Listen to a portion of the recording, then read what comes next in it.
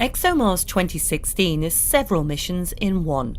Its orbiter is a science and relay mission, while the lander is a technology demonstrator to test key technologies for future missions to Mars.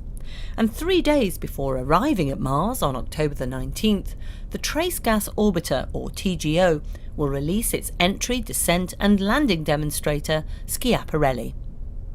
We separate not too early such that the accuracy of landing is good, but also not too late such that we have time then to reorient the TGO and actually raise its altitude and not crash on Mars, because it is on the collision course up to the moment of separation such that it can bring Scapa to the ground, to the center, hopefully, of a landing ellipse.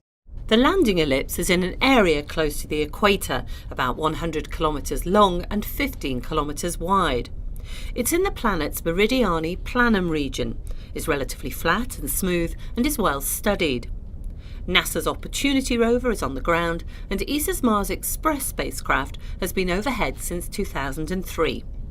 Mars Express produced these images and will also act as one of the data relay orbiters.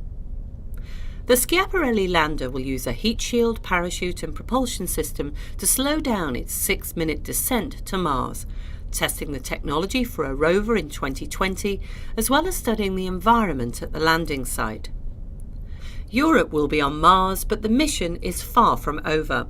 On arrival, the Trace Gas Orbiter will be captured by the planet's orbit to observe the Martian atmosphere using 4 scientific instruments.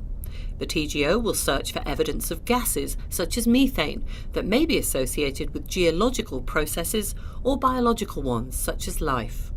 And in order to enter its science orbit, the spacecraft will need to gradually lower its orbit.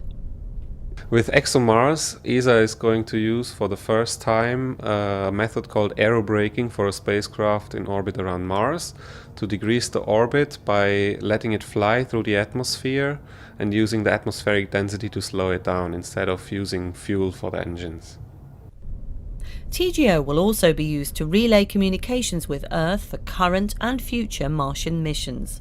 For example, the planned 2020 rover, the second phase of this joint European and Russian ExoMars mission. 7 months after its launch from the Baikonur Cosmodrome in Kazakhstan, the challenge now is to release the Schiaparelli lander for its descent to Mars and for the Trace Gas Orbiter to successfully enter an orbit around a planet whose history reveals so much about the origins of our own world.